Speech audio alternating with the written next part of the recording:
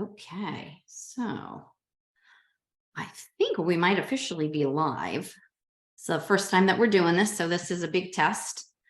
All right, well, the technology appears to be working, so I think we're live, but we'll just get started in just a minute, just in case so you haven't missed anything. And if you want to just drop a comment, maybe drop, I don't know, let's see, how about coffee break, hashtag coffee break in the comment section, so that I know that you are here or that you're enjoying what we're about to do. This also will help to push this into other people's feeds, and it would be nice to have everyone else and with businesses that are super, super profitable. So, all right. So just one more time. All right. So, and away we go. Hello, everyone. I'm Lisa Raish. So this is the inaugural edition of the Construction CPA's Coffee Cafe. As I mentioned, I'm Lisa Raish. I am a CPA. I'm the founder of Bodie Business Advisors, AKA the Construction CPA. And we are dropping the hammer on cash flow problems for contractors with hands-off accounting services so you can build things that matter. So what are we going to talk about today? It's the mid-year, so I felt it would be absolutely appropriate that we would do mid-year planning. Why?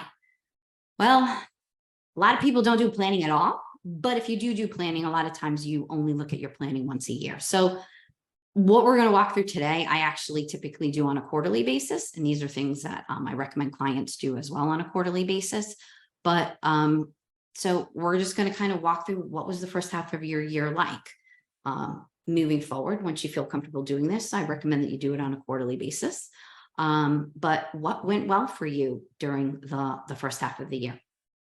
What didn't go so well, right? There'll be things, you'll have wins, and you'll have things that you feel like were kind of losses. What were the things that didn't actually move ahead?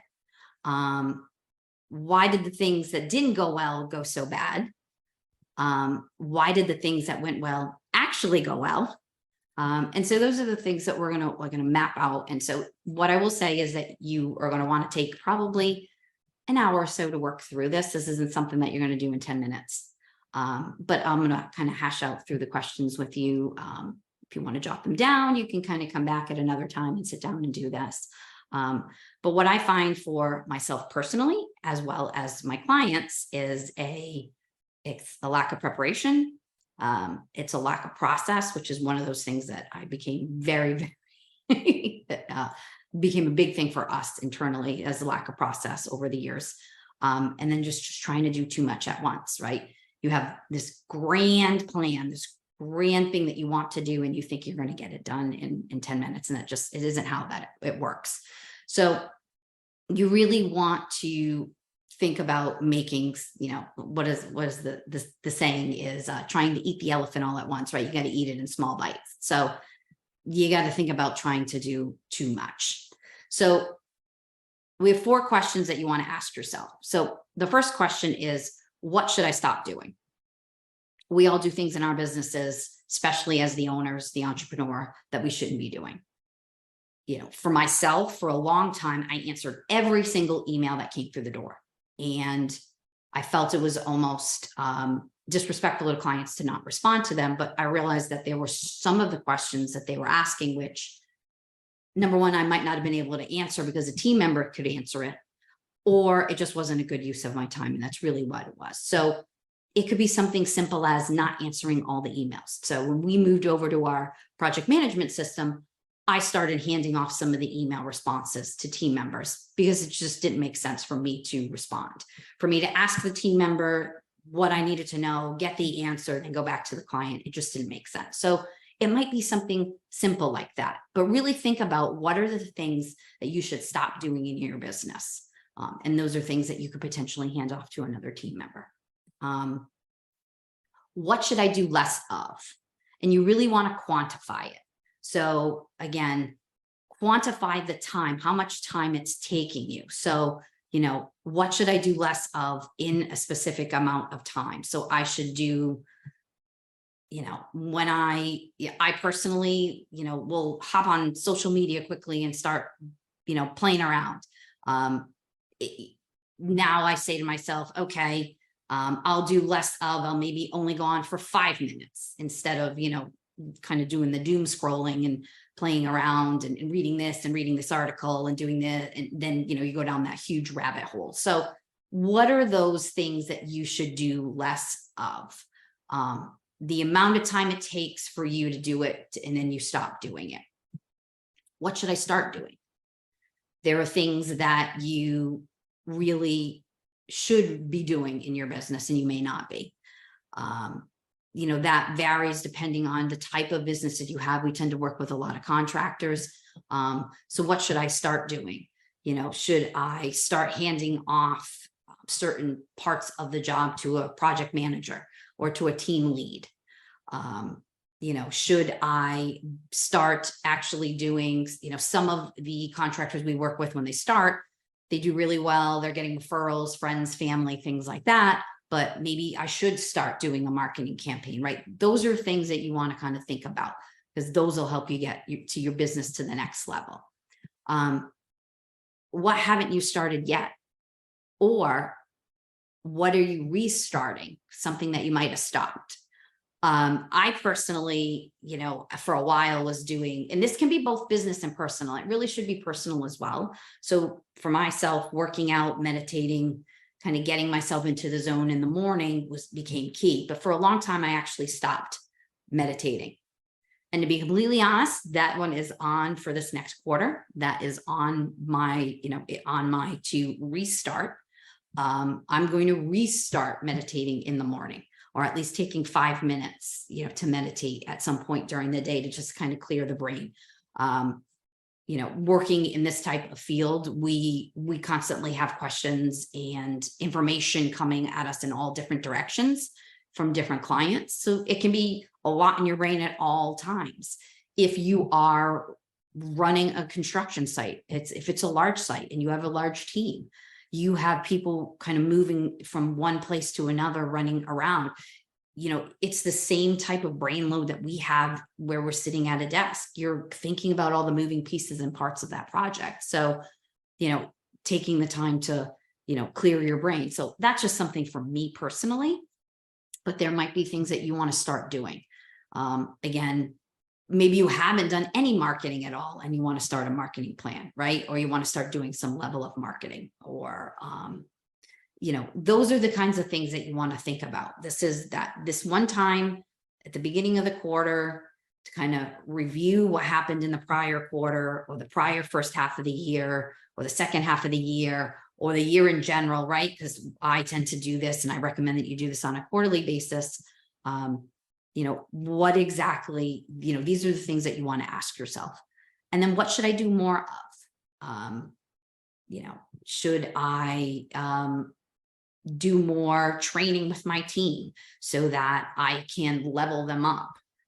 We tend to see that with a lot of our contractors. They really need to be training their team members because they need to level them up, or they want to level them up because they want to get them, up to the point where they're supervising a site, where they can step away as the owner, step away from the site, go out, do business development, things like that, that are important to their businesses. And so those are really things that you want to kind of think about. And it's not going to be the same questions for every person, it's the same questions. It's not the same answers for everyone. So you really want to think about those kinds of things, like what exactly, and really think about what happened in the first quarter, the first half of the year. I tend to jot down sometimes when I have wins. Wins don't have to be monstrously huge wins. It doesn't have to be, I won a contract, for a $300,000 full, renovation to a house. No, it could be little wins.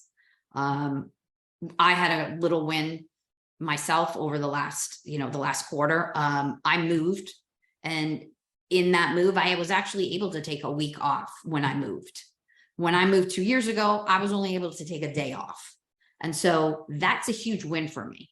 So it was a business win, plus it was a personal win. So, when you're running your business, a lot of times, your business and your personal wins tend to be commingled, or sometimes your things that don't go well are commingled between the business and your personal. So again, really thinking about what happened over the last quarter or the first half of the year, if you've not ever done this before.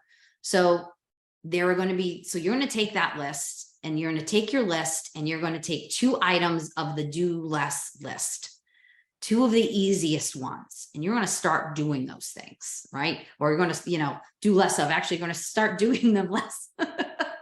But you, again, take 2 of them. Take 2 easier, low-hanging fruit. Get yourself a win. We're always trying to tackle such large things in our business. So you want to really make sure that you can kind of tackle this and take those 2 off. Now you're going to take 1 item from the do more of list. And again, take an easier one. Give yourself a win, throw yourself a bone, right? Make it so that you can actually start to feel like that you're moving the needle forward. These are going to be quick and easy ways to win back your time, and also start to really reorganize and rethink how you move forward in your business. You're going to ultimately take all of those kind of ups and downs, goods, bads, do less of, do more of, and you're going to build out what are called your OKRs, or your objectives and key results. For us, and what we teach our clients, and then what I also do personally here, is they're broken out into 5 different places. So it's going to be sales, marketing, operations, delivery, and then finance. And I pick one major thing that I need to or want to do in all of those major categories. Now, you should really only be doing 1 to 3 things a quarter. If you try to do more than that, especially with a smaller business, if you have 1 to 10 people, you don't have a huge management team, there aren't a lot of hands kind of rowing the boat forward, you can't do huge initiatives. So for instance, if you made the decision that you need a new job costing system and you're going to implement it, that might be your 1 OKR for the entire quarter or for the entire second half of the year, because that is a big lift. That's going to be a big lift from not only you, but kind of getting that buy-in and that implementation through your entire team. So those are the kind of things that you really want to think about. Do you have a sales goal? Do you have a revenue goal, right? Most of us have revenue goals. So what is that revenue goal? And make it achievable. Don't make it some crazy wild thing that you're never going to get to, and then you're disappointed that you didn't get to it. So get yourself a goal that makes sense, maybe a stretch goal, right?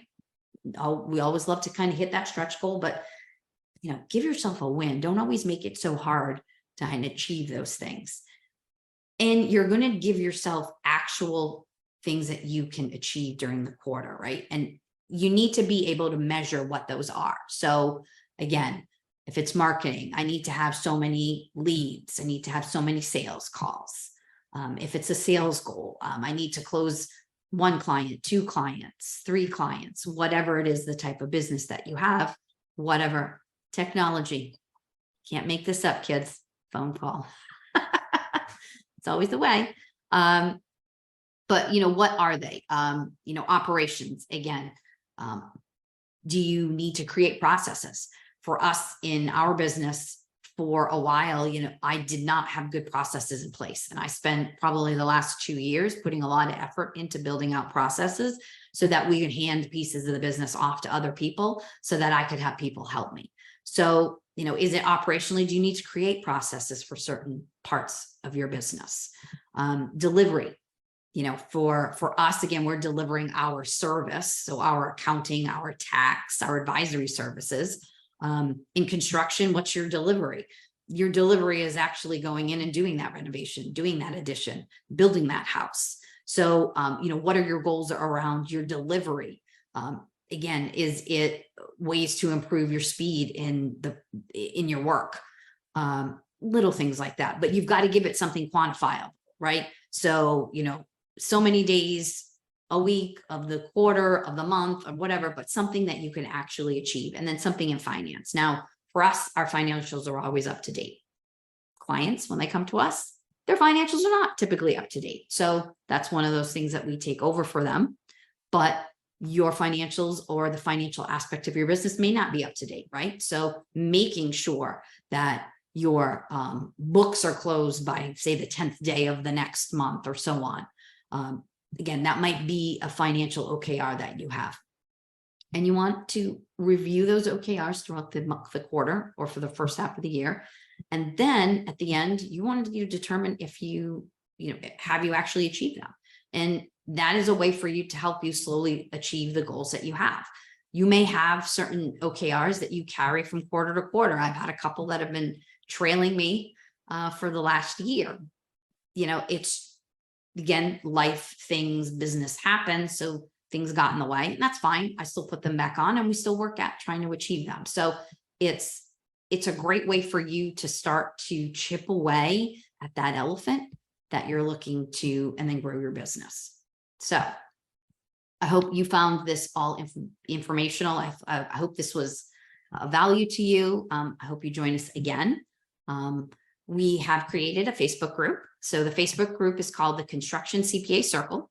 So I hope that you join us in our group. We're going to be talking not just about tax, because I think a lot of times people think, oh, I'm a CPA, all we do is tax. No, tax, accounting, business strategies, cash flow planning, all of the things, everything that helps you to run your business and move your business forward, we're going to review in the group. So, I hope that you join us. And if you did love this, or if you enjoyed this today, please remember to comment in the section comments below, comment #cashflow. And just remember that we are dropping the hammer on cash flow problems so you can build things matter. I'll see you all next week. Have a fantastic weekend.